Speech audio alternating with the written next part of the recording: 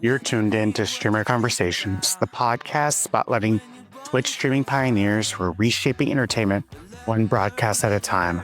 I'm Nerd Titan, your host and fellow streamer, bringing you authentic conversations with the innovative creators behind your favorite content. Our mission is simple: share the compelling stories behind the streams. We'll explore pivotal moments, personal challenges, and transformative experiences that happen when people share their passions with global audiences.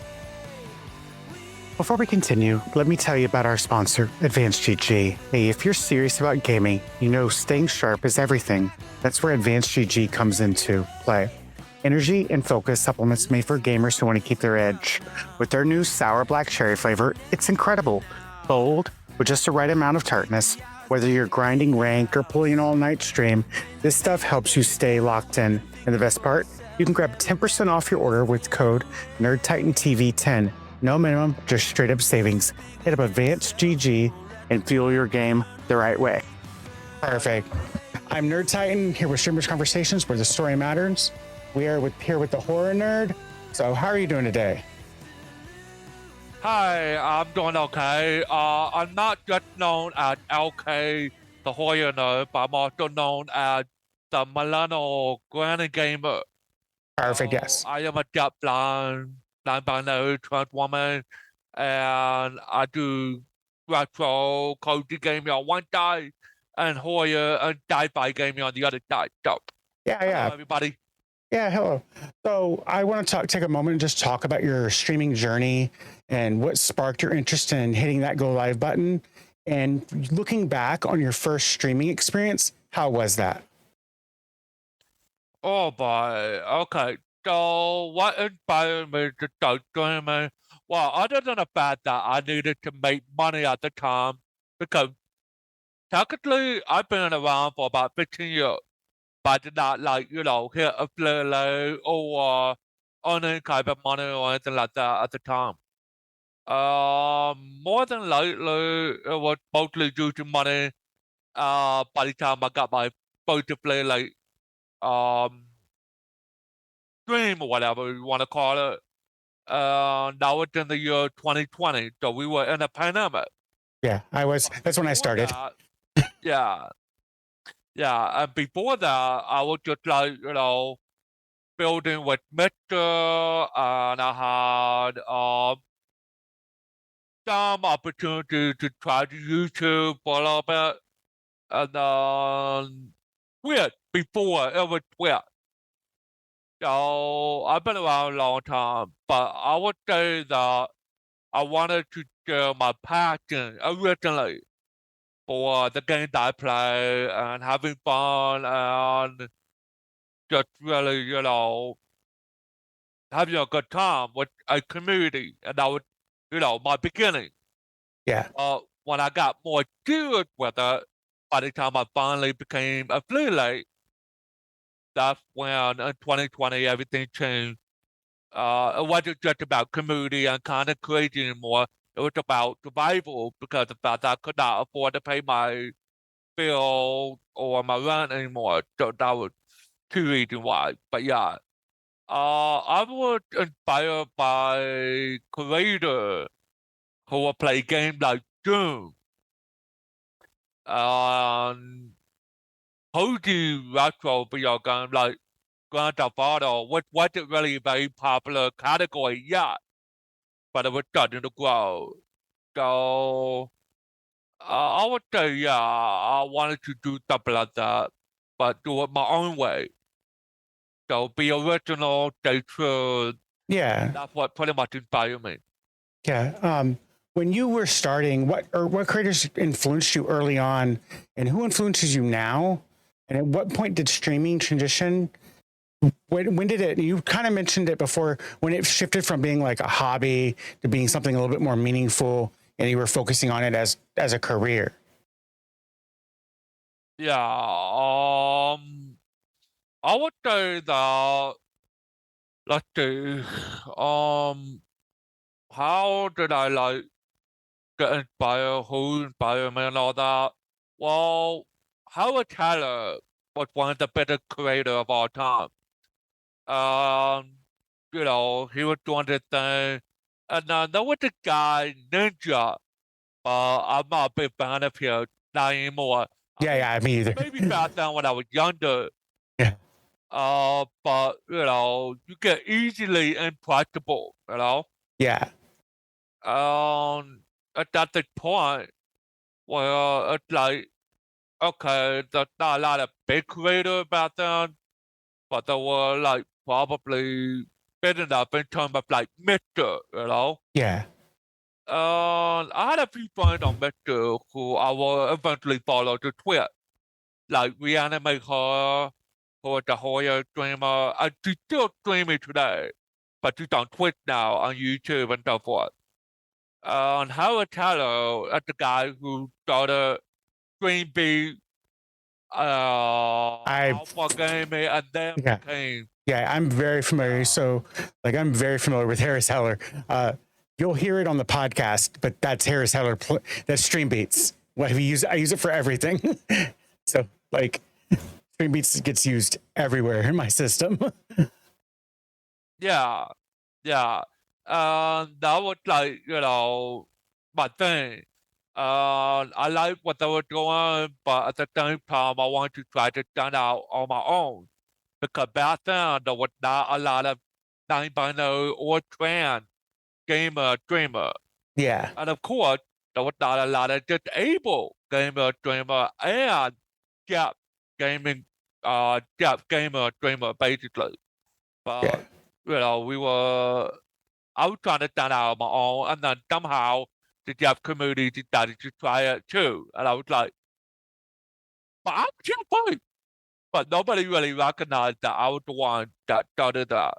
yeah, That was the problem for me because I was more into gaming than anybody in the deaf community growing up. yeah. I I did not want to be like, elite or anything like that. I just want to make sure that everybody get credit of where it actually started. And then yeah, everybody's saying, oh, I'm the first deaf gamer streamer. No, I was the first. yeah. That's very similar to, like, when you think of, like, because I'm an old school punk rocker. You're like, who invented punk rock? Was it the Ramones, or was it the over in New York, or was it the Dead Kennedys? Who was it? Was it Sex Pistols? No one knows. No one to this day knows who did it first, and we should. We should know who did it first, but there was no internet in the 80s, so Yeah, and of course, there was no internet. Well, no social media, but we had internet. yeah, I We did. had no social media Yeah, until, like, I would say 2007, 2008. yeah. I was on Friendster and Six Apart, which would lead to MySpace, and that was in 2000. I was living in Houston in 2000, so, like, it's not what it was today, for sure. Like, it's different today. Speaking of, like, social media, how has your content creation strategy evolved since you first started? Well, at first, I was introduced to a bunch of creators who I'm not fun with anymore because they turned out to be very toxic. Yeah, But they will always try to, like, get me into that bullshit called support for support, follow for follow. And I was like, nah, that's not my thing. I just want to, like, share short video of what I'm doing. Like a clip or whatever they call it back then. They yeah, still call it clip now, right? But it's actually at a point where, at that time, my content creation strategy was being told by other people who's supposed to be a big streamer that I need to do follow for follow and support for support. And I said, no, I don't. yeah. And I still, to this day, I've been doing this for 5 years, and I know it's not as long as you've been doing it. To this day, I have to remind people that follow for follow is actually against Twitch TOS. It falls under fake engagement, and there is no definition. They don't give examples of what fake engagement is. And so they could say anything's fake engagement, and just I just, like, have to remind them that follow for follow can fall under fake engagement is a TOS violation. yeah, exactly. That's the big problem because back then, my 2020, when I started getting more serious with it, I will try to utilize like Instagram, TikTok, YouTube, anything I could do to try to like say, Yeah. hey, this is my content. Enjoy it if you want to. You're not obligated to come in, Yeah. Just come in and enjoy it if you like it. That's the way I've So been. Like, it took me I a just few. try to stay original. But Yeah, it took me a few years to realize it because I started in 2020 during the TikTok boom. And it took me many years because I kept on trying to chase those views and chase those numbers. But now I just make content that I want to see. And if it resonates with one person, I've been successful. Like, I'm not chasing the numbers anymore. And I think that's, as creators, we have to remember that, like, we have to make the content that makes us happy deep down. And if it gives you views, great. If it resonates with someone, even better. That's why I've been so impressed by Threads, because like I'm just sharing what's in my brain most of the time. And people are like, oh my God, I love it. Or like, it's so true. Looking back at your breakthrough moments, like when we've all had them, small, big, how did your approach to building your community when you were relatively unknown? Like, did you have a strategy when you were like small and relatively unknown versus to where you are now? Like, has that changed over the time? Well, back then in the beginning, like 15 years ago, I wasn't really very well known, obviously. And I wasn't very comfortable with the camera, so I would be wearing a mask, hooded up and covering up my arm and my hand. I didn't really want to be recognized yet. I would just be like this anonymous gamer streamer. And it's funny, my choice of mask was actually Guy Fawkes. Yeah. It's very funny. And then eventually I chose like a wrestler's match, like Kane, Yeah. from WWE. And I would try to get a match and I get creative with it. And I would be like, yeah, I'm wearing a mask, mostly because I don't like people knowing me yet. Yeah. And that was like my beginning. I would just play the game, and if somebody came into the chat, I'd be like, what's up? But the thing is, nobody recognized my voice yet, because I used the voice moderating thing, whatever you want to call it. Yeah. They will alter your voice a little bit, right? And at one point, I put on a ghost face mask for Halloween and used the actual screen voice bot device. I'd be like, what's your favorite scary video game? And I think that, so like, cool. I think you doing that, and I've seen it with people that do like VTubers and PNG tubers. I think even going that route and like not showing your face, I think what it does is it helps people double down on personality and allows them to like focus on being more personable, being more entertaining.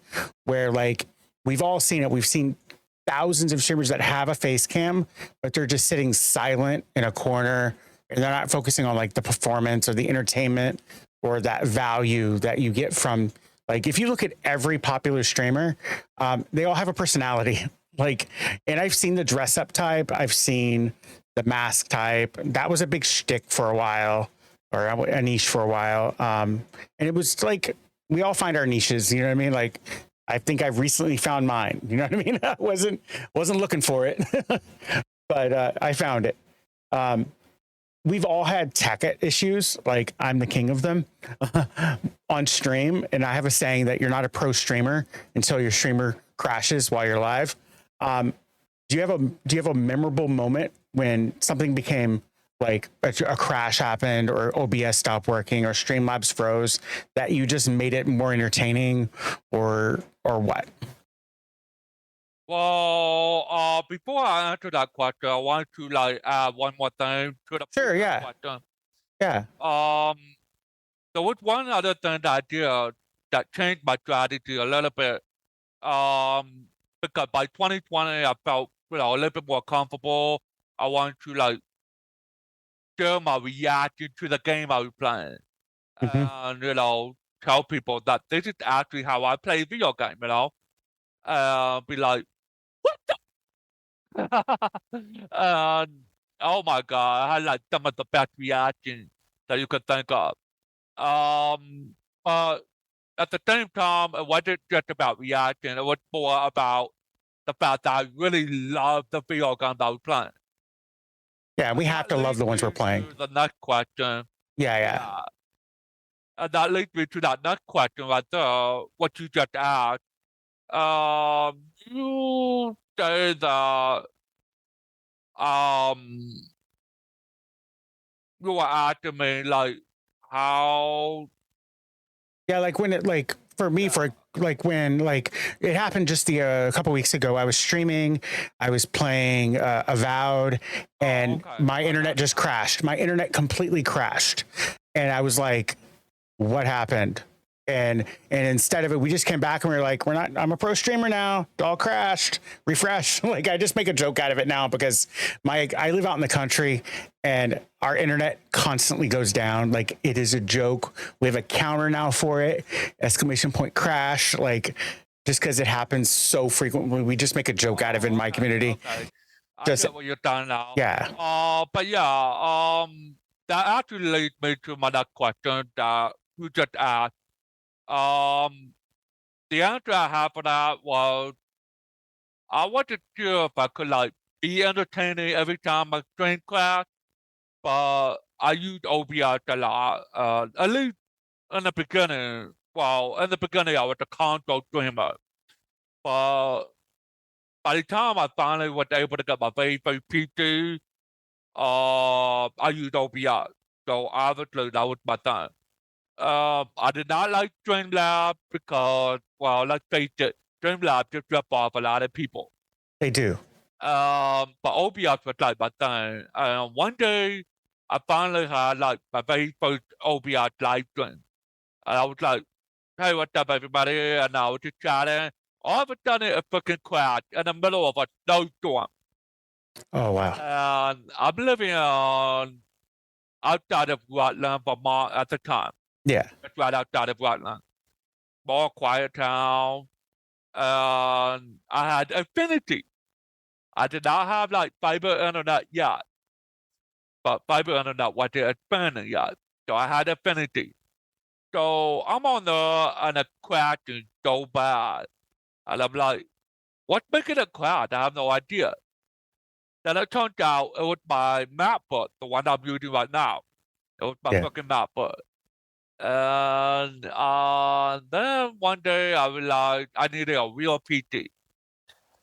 But how did I make it entertaining? I would say that chat, hold on real quick. I will type in the chat real quick.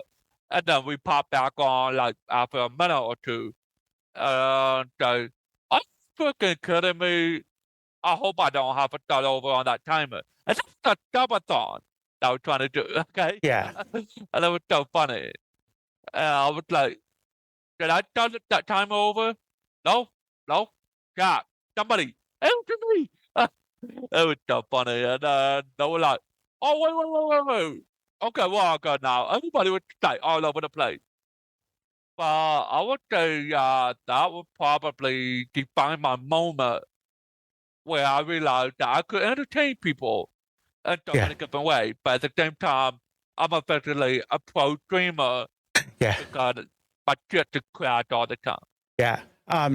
Has your learning and being more technical proficient, has that changed your confidence as a creator?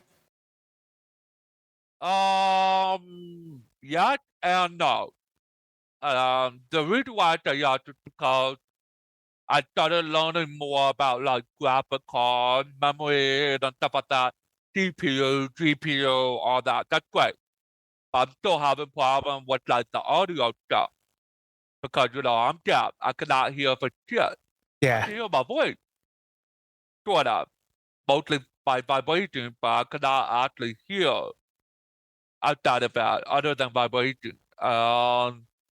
It gotten to a point where I was like, okay, what do we do about this? So I asked my mod literally to help me adjust the audio setting for my mic, for my game capture card, all of that stuff, while I'm live streaming.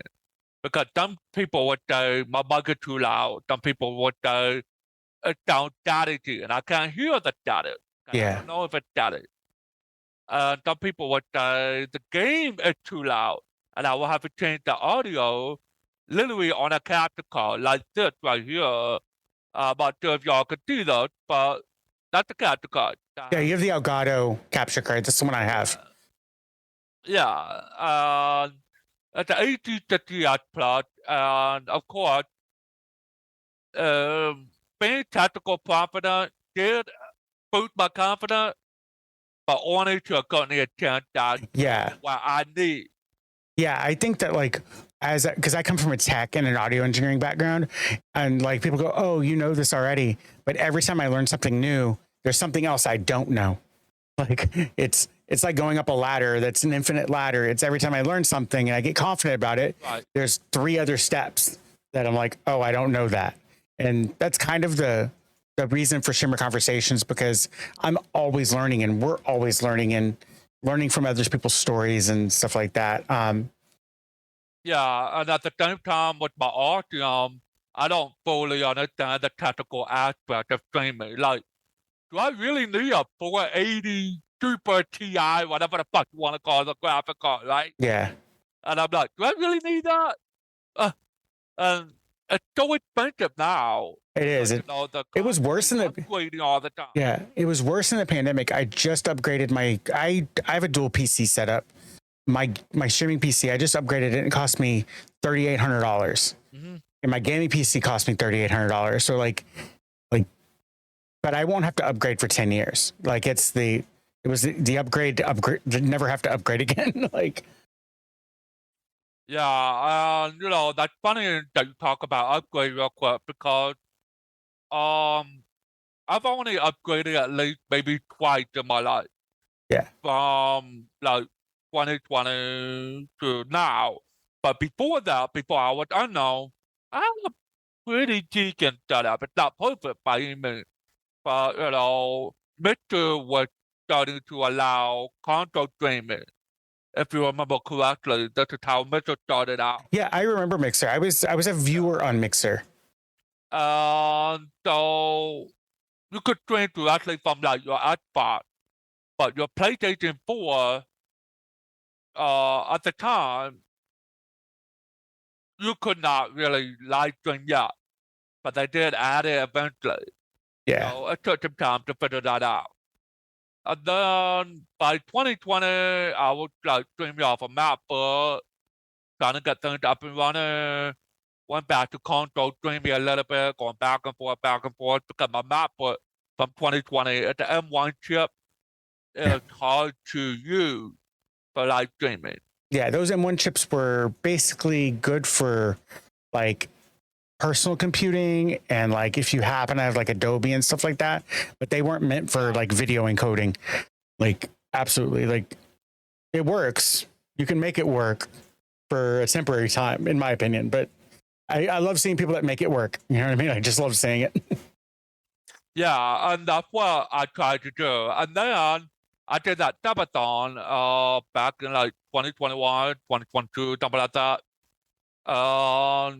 Raised enough money to get $1,700 to buy a brand new PC that was actually supposed to be custom built by a PC builder who, by the way, is facing a lot of angry people right now. I think I know who you're talking about. If it's who I think you're talking about, like there's a few of them. Actually, I'm talking about a small-time PC builder named Justin from Diesel Custom PC. Yeah. I don't like to name drop or anything. No. Really relevant, Yeah. But it's relevant because of the fact that a lot of people about a couple years later were pissed off at him for not helping out with technical stuff. Yeah. Like, I just told him my PC crashed within 6 months of using it. 6 months, not even a year. Yeah. And it's $1,700 for what was supposed to be a decent enough PC, 16 gigabyte RAM, all that stuff, right? And it turned out I was lied to because I found out that there was what they call Bitcoin malware mining software thing. Yeah. Yeah, and it was actually in my graphic card without my knowledge. Oh wow. Yeah. Yeah. Yeah, That's why my PT crashed. yeah, one of my best friends got a computer from another company, and she just had a computer problem, and she was getting to run around with them, and they were helpful when she first bought it. And she had another problem a couple weeks ago, and I was like, okay, I can help you. Get in Discord. I mailed her just a jump drive of like a Windows boot. I'm like, just put it in your computer. She's like, what? And I go, put it in your computer. I'm gonna fix your computer. And I made her go through the steps just because I'm the tech guy for everyone. Like, I'm the local tech guy for most people, just because. And I don't gatekeep. I just say that you're gonna do the work. I'm just gonna guide you through the steps. You've had a lot of collaborations through your 15 years of streaming, right? In the beginning, not as much because I was still growing. Yeah. In 2020, I did collaborate with a few people, TikTok, YouTube. Yeah. I wasn't just a streamer. I was a kind of creator. Yeah. In this day and age, so I think from 2020 to now, you just can't be a Twitch streamer, because like I was inspired to start streaming in 2016. I was a Minecraft builder on YouTube. I was just posting like little clips of what I built, and a bigger creator was like, you should actually make his name's Mumbo Jumbo. If you're in the Minecraft world, he's massive now, but he encouraged me to create YouTube videos. But then you could just do that. Like back in 2016, 2017, you could just stream, or you could just make YouTube content. Now you've got to do so much. You've got to make shorts. You got to do it all. You have to be a content creator to be a Twitch streamer. Like, how do you navigate those now? Navigate those collaborations with creators while maintaining your unique identity? Well, the collaboration that I started trying out in the beginning around 2020 was okay, but then I realized that some of these people were just kind of using me. Yeah. Then I walked away for a little bit, started trying to get brand deals and stuff like that. Some success, but not that great. And there was the fact that there was still, even now, there was still a lot of transphobia and a lot of Yeah, there is. And I tried to explain to them that I'm using this to understand what you're saying on the stream. Yeah. Like the, what was the Google Chrome like caption, right? Yeah. Then I tried to tell them that I'm a non-binary trans person. Please don't make fun of me. Use the right pronoun. And some of those streamers were actually pissed off about that, but for no reason. They changed the word state bait. And I'm like, you can't be a state bait if you are pissed off about me setting boundaries, you know? Yeah. And so that's why in the beginning it took some time for me to figure out what kind of collaboration I really wanted to do. And it's not just streaming, but YouTube, TikTok, and Instagram, and all that stuff. Absolutely. And then I realized my real passion from like way back then when I was a kid was retro video games, Super Nintendo, Mario, Zelda, and all that stuff that I would play back then.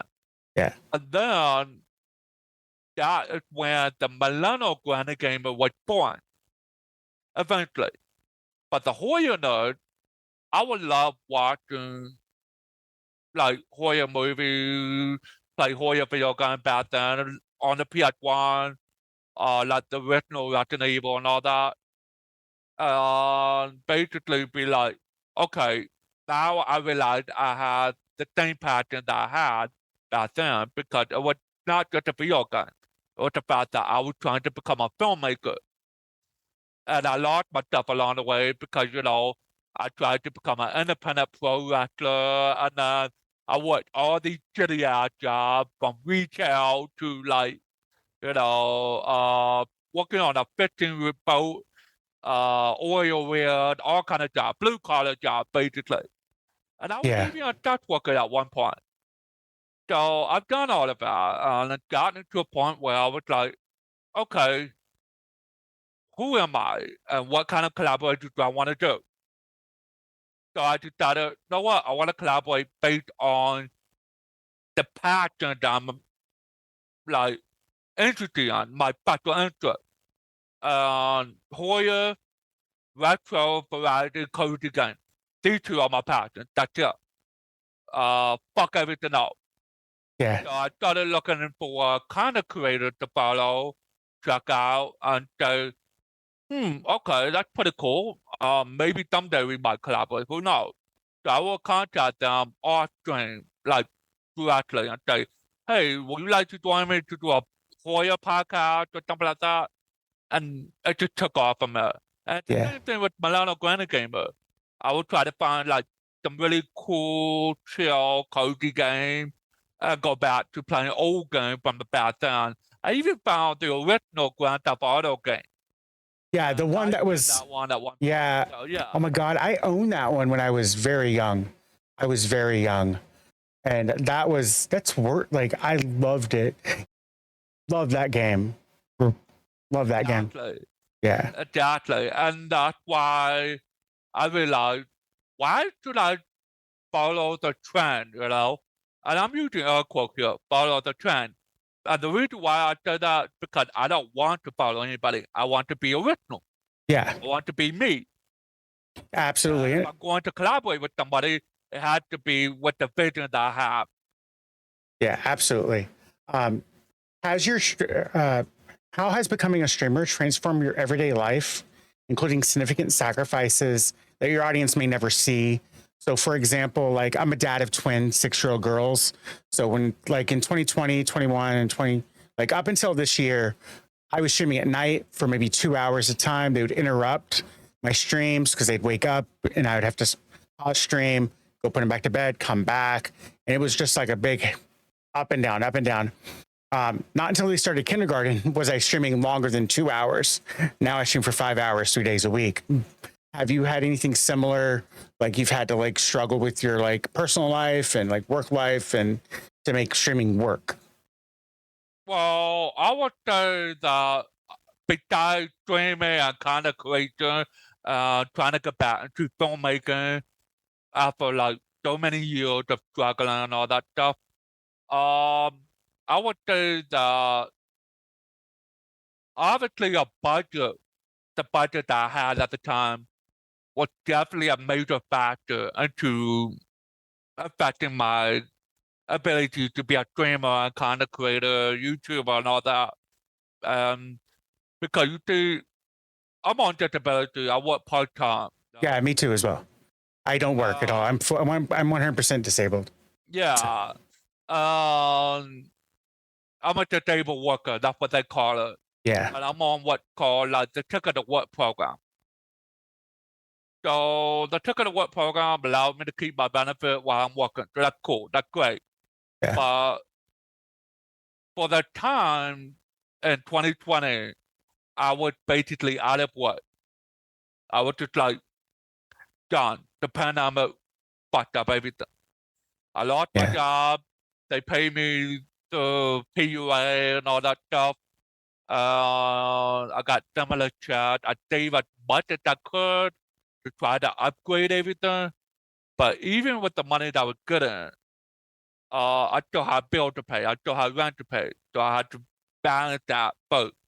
Like I will put about like, let's say $800 of all my bills, rent, everything a month aside. And I will have maybe about $300, $400 left to save every month. That was a big problem for me. So the budget was definitely a major factor of why I had struggled as a streamer, content creator, YouTuber, filmmaker. When I tried to reopen my independent film studio, and I did that successfully, by the way, it got into a point where we were dealing with the Trump administration and then Trump administration again, to a point where the federal grant that we will be getting at the independent film studio will be gone. Yeah. Like twice. And they did that. Under the Biden administration, you know, with Joe Biden, it started to stabilize a little bit. I was picking up more opportunity as a filmmaker, as a writer, as a producer, as a director. And then the strike happened. So the strike will be like, okay, nobody go to work on a film set until we get what we need. I'm part of a unit. Yeah, I'm part of SAG-AFTRA. Yeah. I'm part of SAG-AFTRA, so I completely understand like the strike. I'm not part of the. I'm small actor, small actor and performer, but I completely understand. I'm going to pause you right there real quick. Zoom is giving me an issue, so give me one quick moment. One. Perfect. Now we're back. Sorry about that. I will try to. This has been a learning process for the podcast for me to find something that's more inclusive that works for both parties, because that's always my goal, is to find something that works for everyone, no matter hearing, vision, whatever it is, to find a solution that works for everybody. And if I have to pay for Zoom, I guess I'm going to have to pay for Zoom. But we'll just go into the next question, unless you had more to say on the last question. Well, I actually wanted to add one other thing. That, the one thing that I wanted to say about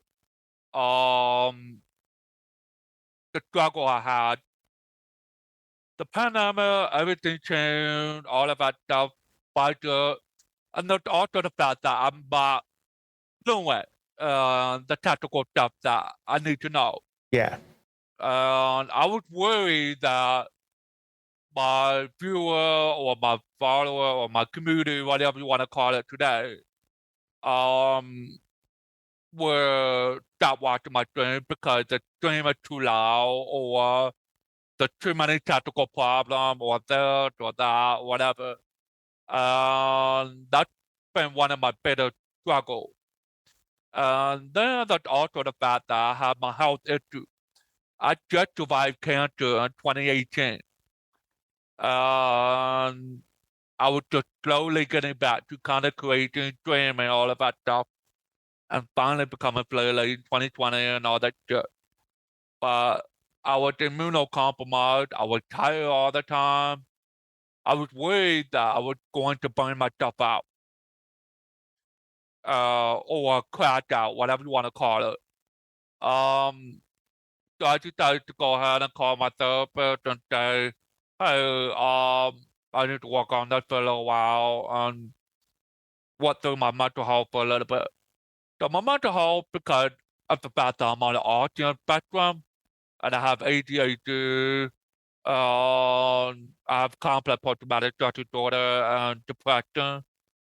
It got into a point where I was like, yeah, definitely a big problem for me, because I was worried about trying to pay my bills and all that. But at the same time, I was worried about trying to entertain my community without burning myself out. Yeah, self-care is the most best. Yeah, for me, self-care is the most important thing we can do as a creator. I will prioritize self-care over streaming every single time. That's why I only stream 3 days a week, because I need 4 days. Like, I need 4 days to recover. And that doesn't account for, I'm now recording 2 days a week. I'm editing 1 day a week. Like, I have YouTube content, and I have to prioritize my self-care. Yeah, that's what I did. I pretty much prioritized my self-care. In fact, I was saying that the perfect opportunity for me to do more self-care was probably in 2022, when I got away from like really toxic, abusive people, starting to move somewhere safe, better for me, for my health and whatnot. So I moved to a townhouse. This is the townhouse I'm in now, by the way. So it was a perfect opportunity for me to slowly get back to streaming and content creation, because I did not like a lot of the people who were transphobic or ableist or even racist towards my friends who are black and indigenous people. And they were saying some really horrible shit. And I was like, you know what, fuck y'all, I'm off. So I'm off, and I wanted to take care of myself. And that was the perfect time. I was off for about a whole year. Yeah. I needed that. I was happy. And then I felt like a time to find myself again, find what I'm really passionate about. And that's when I realized, yeah, one of the biggest struggle I have was people do not understand disabled people. People do not understand trans people. They will just misgender you. They will call you fat. They will basically call you ugly and offend you and insult you because they don't want you to be successful. So Absolutely. they're basically gatekeeping and they're like realizing that I'm becoming more successful than they are. Yeah, I've dealt with it as well. I always ask myself when I always tell those people, like when they're going, oh, they're successful because of this or because of that, and I'm not, it's not fair. I always ask myself, what are they doing that I might not be doing? Right. 3 of my best friends are partner streamers. All 3 of them got partner in a year. But am I jealous? No. But when I get frustrated, I go, what are they doing? And I can guarantee you they're doing something that I'm either not doing or they've thought of it and it's amazing, like content creation. One of my best friends is Tyrex. She's a partner streamer. She's a doctor turned streamer. She calls me her biggest cheerleader because I will always hype her up. She does such funny TikToks, and she's doing something that I'm not doing. She's funny. I'm not a funny. I'm autistic and ADHD. What I think is funny is not generally funny, like to most people. So usually, yeah, we got dark humor. it's usually humorous to other people, other autistics. So, but I totally get that. I don't get jealous. I don't if I do get it, I'm like, okay, what need isn't being met? Okay, I need to make more content, or I need to do this, do that, do whatever. And then I go, for me to do that, I've got to shift here and shift there and change my perspective. I don't get those people that get angry. Really doesn't. Yeah, and they were so jealous and all that, and that's why I was like, I don't need to be jealous. I'm never jealous. Yeah. I'm actually very supportive, people.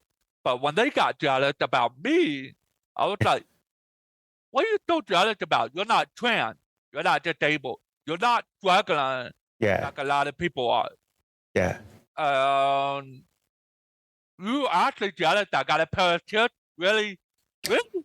Yeah. Okay, whatever. Yeah. I never understand it. I just end up just block and move on. I set that boundary that I've gotten really good at detecting those red flags.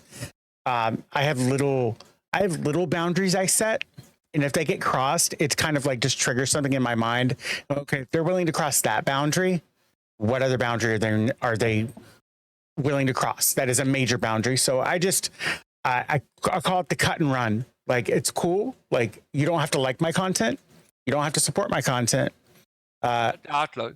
I always have a rule that when I go into someone's stream and I'm hanging out in their stream and they have somebody in their VC and they're being toxic and they're not their post isn't correcting them or muting them or whatever, it just tells me that the host is okay with it. And I usually just bounce out. So, if you could send a message back in time to yourself before your first stream, what advice or warning would you give yourself? Definitely don't hang out with better streamers who are gatekeeper. Yeah. That's the very first thing you want to do. Do not follow streamers just because the stream look cool or whatever. Because if they are actually okay with transphobia, bigotry, or racism or anything like that, don't follow them. Because that was actually the beginning of my temporary downfall, because I realized that these people were okay with it. And I was like, no, I'm gone. See ya. So that's the very first thing I would tell myself back then, not to do that. The second thing I would say, definitely focus on what you're really passionate about. Don't do it just because everybody else is doing it. That's a very second thing. Yeah, that's great advice. Then people will actually come to your stream and actually love the content you're creating because you're passionate about it. You're being true. You're being authentic. You're being your real authentic self. It's the same thing that my coach was telling me when I was in pro wrestling back then. You know, I was training in wrestling school and all that. Be your true authentic self, but turn it up to 11. Yeah, that's. And so I did that. At the same time, I wish I did more of that because a lot of people were telling me, "Oh, you should stream this game. You should stream that game." I'm like, I got lost completely. Yeah. Yeah, I have a. That's why I would. I have a. Go. I have a channel point redeem that is a game suggestion, and it's set for 50,000. And if you want me to play a game, you're gonna have to buy me the game because I have my set 3 games that I play, and they're MMOs, and that's the rule. And I've had people actually go through when I was playing Destiny 2. I had a guy, he bought me the expansion. He's dropped $115 because he wanted me to play it. I was like, cool. I played it for a little bit until the seasons were over and we moved on to another game.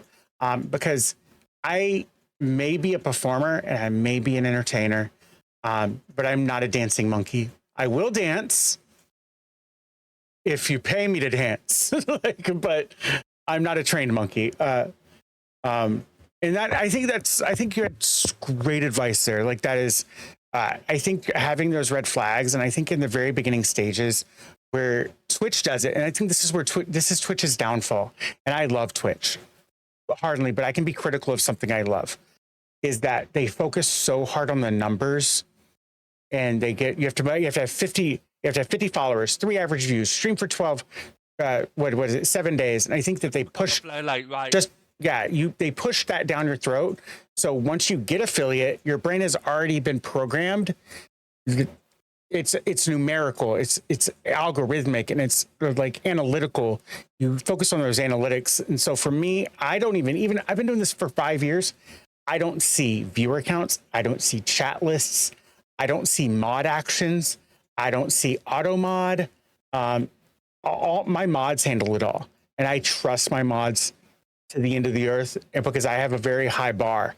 I mean, high bar. I require my mods to be streamers or they've streamed in the past. So they understand what it's like to be on this side of the camera and be playing a game and being entertaining. So they just run the show. To be honest, they're the squad. They have the shield and the sword. They do the job. But I don't know. I stream like I'm streaming to 1,000 people. Like, I don't know until I hit raid out until I was like, oh, I had that many people. That's kind of cool. Like, I don't even know. I just imagine I'm making a YouTube video. Most of the days I just imagine I'm making a YouTube video and just people, those are just commenters that I'm just reacting to. If you could, already said that. What exciting projects do you hope to build in the streaming space? Well, I definitely want to provide more accessibility. So that's like one of my biggest things. Accessibility is really important for a lot of content creators and streamers to be able to reach out to an audience that they normally don't reach out to. And if you are accessible, like with caption or finding different ways to be more accessible, especially for those who are blind. Yeah. It would be kind of cool to, do something more with that. So accessibility is one of my biggest projects that I'm working on. I've been working on it forever, but that's actually one of my goals as well. I went Twitch to create you know how they have the Unity guilds? I want one. There's 2 that I suggested to them. And I suggested directly to Dan Clancy during his last live stream, a disability guild and an indigenous peoples guild. I don't know why they don't have those 2, because they're already, to be in the Pride Guild, the Black Guild, the Latin Guild, and the Women's Guild, you have to do the Twitch survey, which asks you if you're disabled. It asks you all that pertinent governmental questions. Why isn't there an indigenous peoples guild? Which it's a big maneuver over. And why isn't there a disabled guild? Because there's a huge community of disabled creators out there. Like, Aaron EX, I think is their name. She's a DJ, and like she has her own partner team, but it'd be nice to have a Unity guild because like most people don't realize that the Unity guilds do things at TwitchCon and at different events. They get together and they put on like panels and stuff. So like that's also my goal too. I just want it done. I don't have to do it. I do a lot already. I got the podcast, streaming, YouTube. Like I just want it done. Like if someone can take it over and just do it, like I just brought it up to Dan Clancy because he's like, anybody have any questions? Like, yeah, I have a question. Yeah, you know what? That's actually a good way to start things. Try to get the conversation going, Yeah, and hopefully more people will start realizing that we might actually all have a lot of things in common. yeah, exactly. Yeah, We're all on the same journey. We just happen to be on different paths, and that's kind of something I've always said. You've seen it on my threads. I always say it. We're on the same journey. We're just on different paths of the journey. We're all wanting to get to that same destination to be successful, and whatever success means to you, you have to define that. But like, we're all on the same journey. We all already have this one thing in common, but we could have like other things in common as well.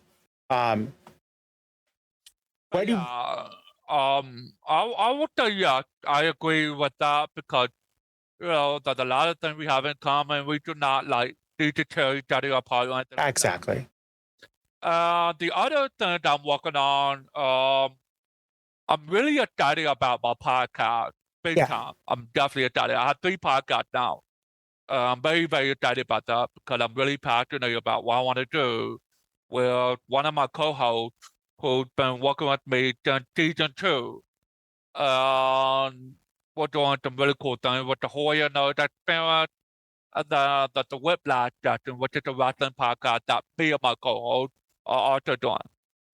My third podcast is more about the retro, cozy, nerdy stuff.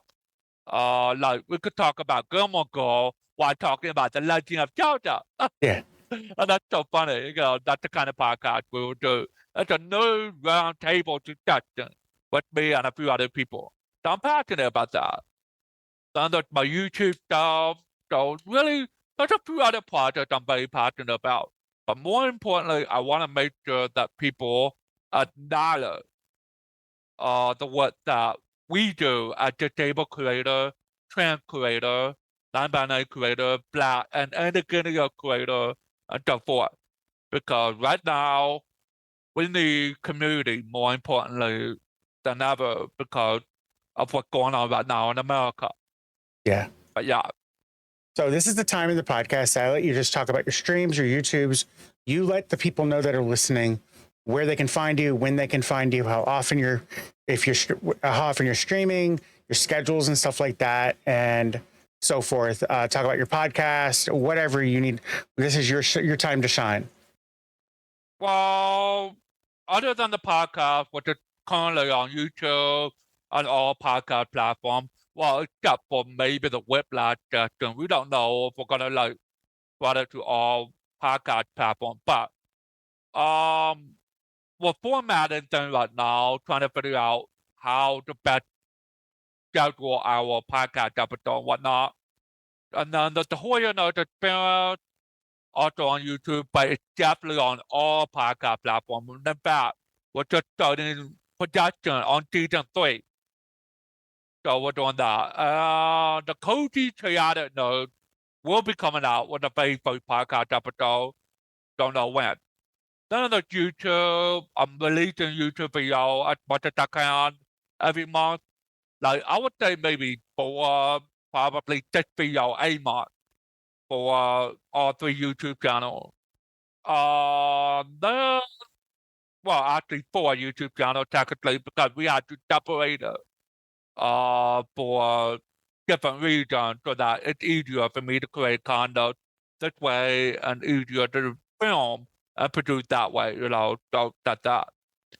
I'm only have 3 Twitch channels. One is with my co-host for the Whiplash session on Twitch. Okay, the HorrorNerd on Twitch. Millennial Granny Game on Twitch. In fact, you can find all of that in the video description on YouTube below. I will turn, Nerd Titan here, my link and everything. I'm going to be more active on YouTube and Twitch at a brand new platform called Neptune that's coming out later this month in April. Getting away from Meta because of what Meta is doing that's harmful and not good for marginalized community. So I'm going to be focused on Neptune, Discord, Patreon, Ko-fi, Twitch, I think that's about it, really. Okay, I will make sure that all about in the video below. Yeah, it'll be down in the description when this podcast goes live. If on YouTube, and it'll be in the description to every episode on every other streaming platform to make sure that you get all the promoting. One second. Yeah, and I'm like very passionate about it. I'm very excited about, getting back into it again. Oh, and my schedule is 1 day a week for all 3 channels for now. Because I'm doing it in the morning, afternoon, and the evening hour in 1 day. Switching profile and all that. But it's on Saturday for now. Because I'm slowly getting back into it. I'm really busy with other stuff. Busy working on my horror film and everything, so I can only provide 1 day of streaming for now on all 3 channels on different hours until, I get back into streaming again when my setup is finished. Because I'm saving up for a dual PC setup and both streamers, and that's gonna take some time. So if you want to check out my phone wish list, there you go. But honestly, I'm really excited about getting back into it 3 to 4 days a week. So that's going to be my thing. Okay. I want to thank you for your time today. And I will let you know when it's live. Again, thank you so much for your time today.